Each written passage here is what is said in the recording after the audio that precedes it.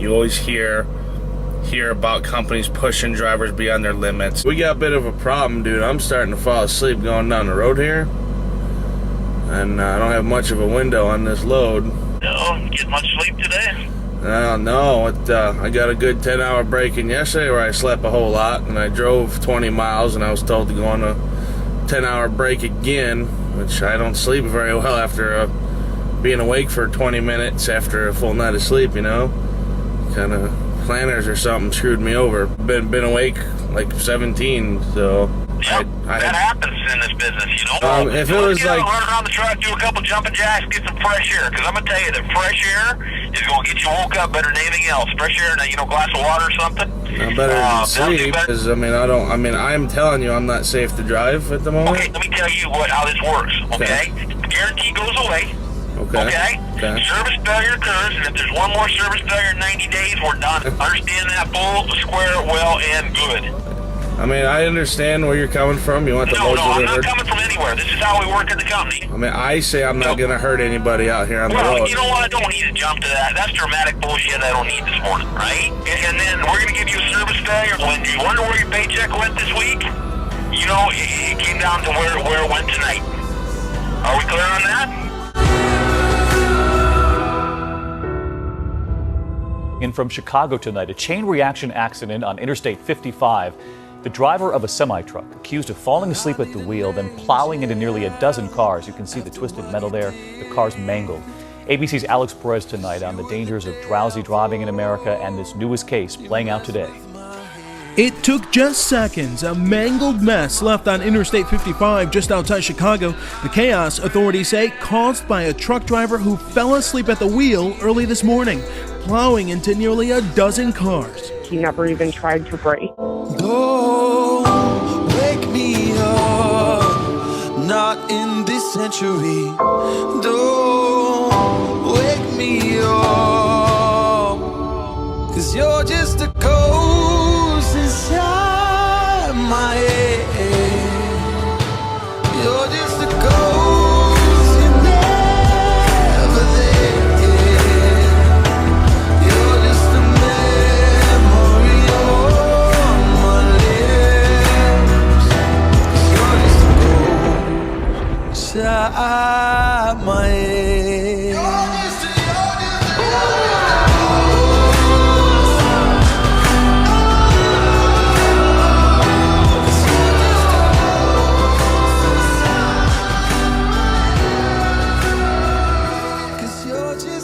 Buenos dias. Hola. Guten Morgen. Hola's not a good morning, by the way. It's just a hello.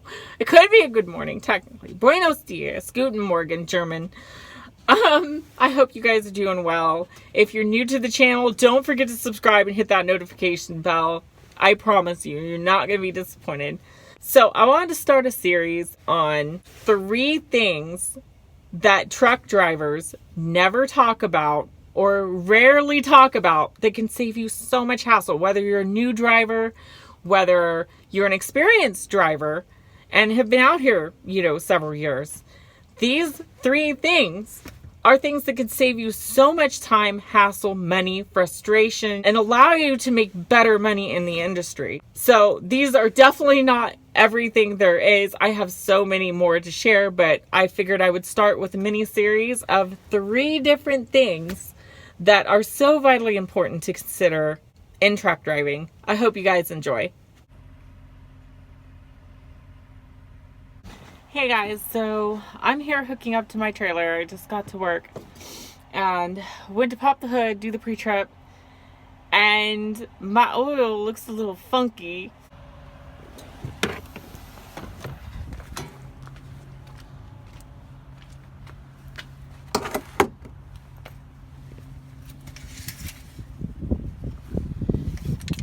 So yeah, the first thing I noticed with this is if you look close, you have droplets of water all the way down the dipstick, which it has not been raining. If you look even closer, you can see chunks of, right there, you can see chunks of what looks like white foam. Yeah, there's a big chunk on the end right there. It looks like milky white foam. And then there's clearly water droplets all the way up and down this thing, all the way in the oil. The oil is full, but I have a milky substance in my oil. And I'm not sure what I'm going to do about it. It's happened to me before in truck driving, and I can't, it's been several years. I can't for the life of me remember what the problem was, but it was a major issue. So I do know my truck's had trouble starting lately, so I'm not sure what's happened to it or if something's cracked in the head, but we're going to find out here in a few, hopefully. I'm going to make some phone calls. On the upside, this is an absolutely beautiful Cummins engine. I mean, this is a beauty. Brand spanking new, too. So hopefully we don't have too big of an issue. Yeah, honestly, what I'm thinking is the only thing I've heard of before that could cause something like that is like a cracked head.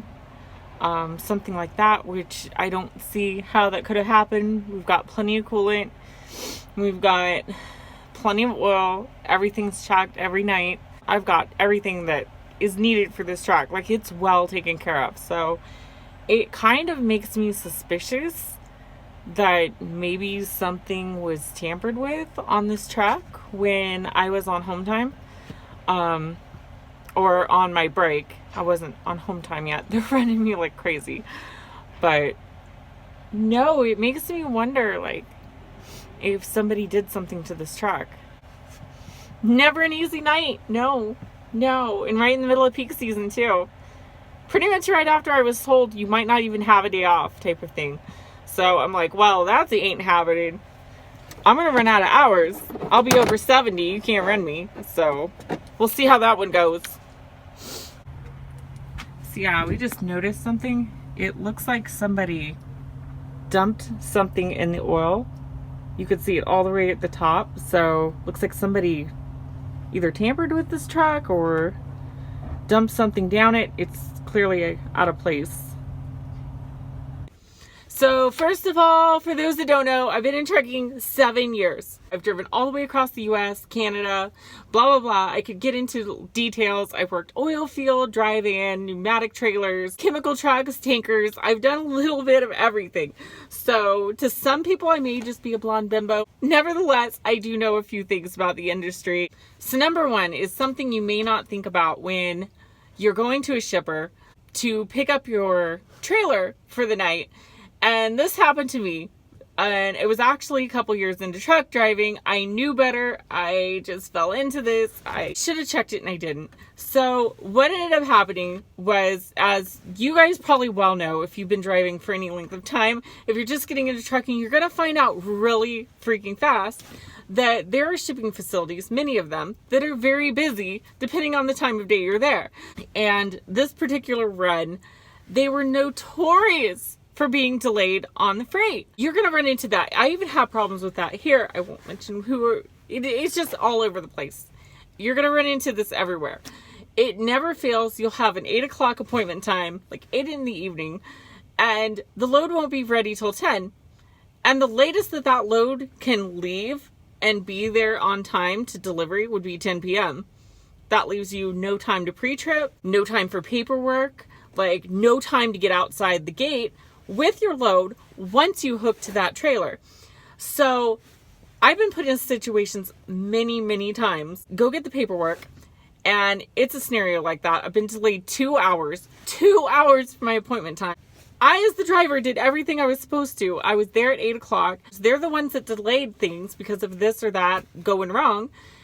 And then they hand me the paperwork minutes before 10 p.m. saying, you got 3 minutes to pre-trip and get outside the gate. You're looking outside, like, looking at them, looking outside, like, you're serious, right? Because there is a line of trucks that are 5 deep, and it's going to take at least 15 minutes, 3 5s, to get outside that freaking gate.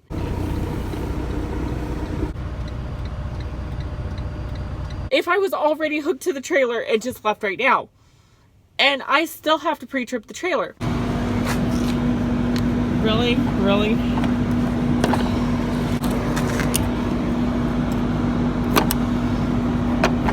Oh.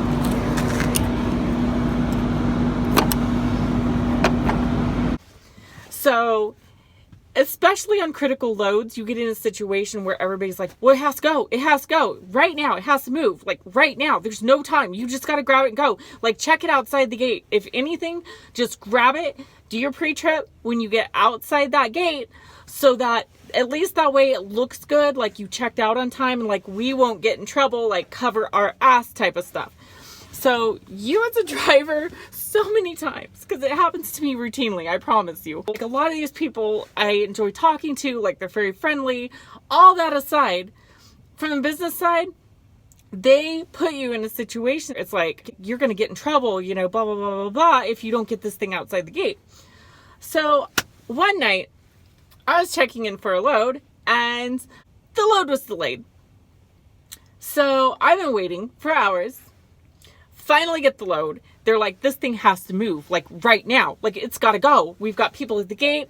This thing has to go. We've got hostlers. We've got other shipments coming in. We don't have space. Like, you've got to move right now. So what did I do? I made a novice rookie mistake, and I'm hoping by sharing this story, you guys won't do the same thing.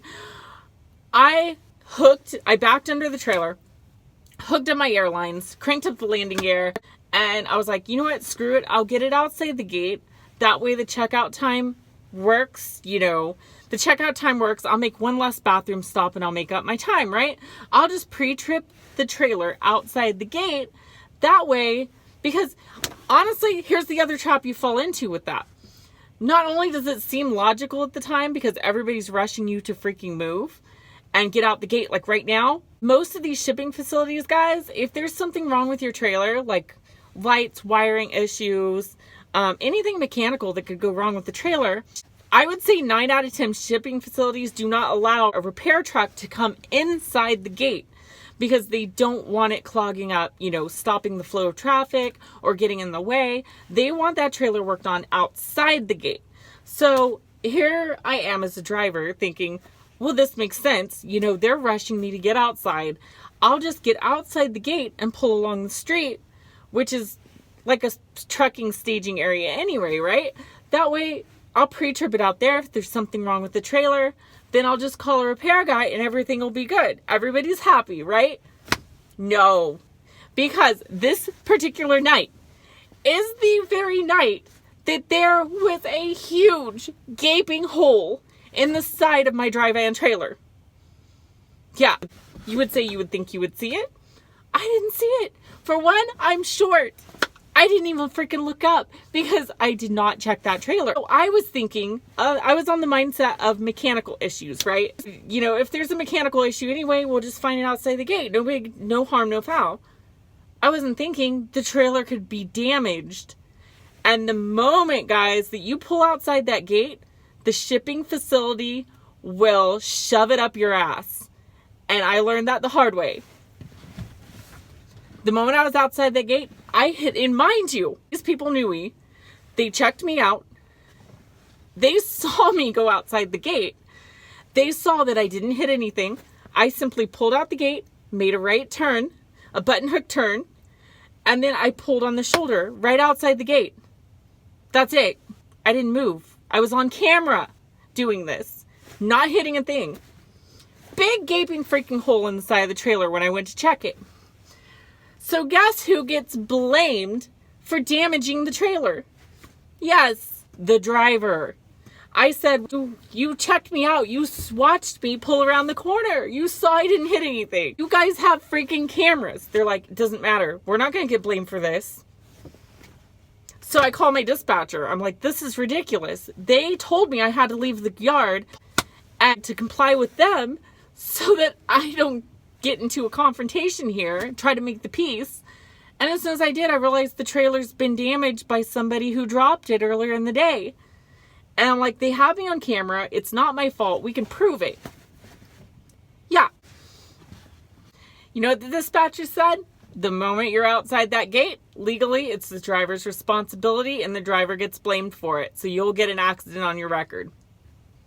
Yes, they will do that to you. I was very lucky that one night, talked to a few people in management, and I was like, this is fucking ridiculous. Because I'm like, come on, guys. They're like, it is your responsibility. The moment you leave that gate, you're going to get pinged for it. But they said, we're going to make one exception, one, for you, because you're a good driver. If this ever happens again, you're getting blamed for it. So I learned my lesson. Here's something that you can do practically that I do right now when I get, put in that very situation, is if they're in a rush to get you outside the gate, look, bottom line, if it's a mechanical issue on the trailer, then you can call roadside assistance. That's not going to be pinned on the driver if you're with a good company. Any mechanical issue that's the trailer's losing air. You didn't do that as a driver. It's got an air leak. Blah, blah, blah, blah, blah. That stuff can be fixed and repaired outside the gate. Like, that's not an issue. The issue is making sure the dang thing ain't damaged. So if you get pinched in that situation, one thing that you can do is to walk around the trailer, make sure you look up, make sure you look at everything, make sure there's no damages. That is the key. Make sure there's no damages on that freaking trailer. If you have to, hold your paperwork till you get outside the gate. If it takes 5 minutes to sign everything, fill out your paperwork, you've already signed your top copy when you were checking out the load. If you're programming your logbook with your load information, blah, blah, blah, blah, blah. If you have to, save that for outside the gate. Do a walk around the trailer, make sure there's no damages, shut your trailer doors, seal it up, go through the process, get outside the gate if there's a staging area, and do the rest out there. Because, like I said, mechanical issues aren't a problem. Paperwork out there is not a problem. But I will tell you right now, you will get an accident on your record if you pull outside the gate and you miss something.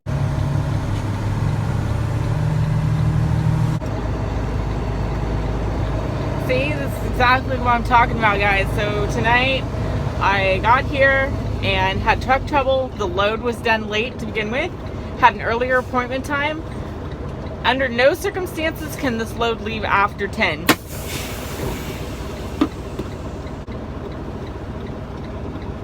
It's 10:15 and we have trailer trouble. So my airline connections are loose. So I had to just do a quick look over the trailer, make sure there's no damage to the trailer. Now I'm going to have to do a more thorough pre-trip as well as the rest of my paperwork as I got outside the gate, because there was no time inside that yard and they needed people in the docks. So, oh really? There's a freaking crack across my windshield.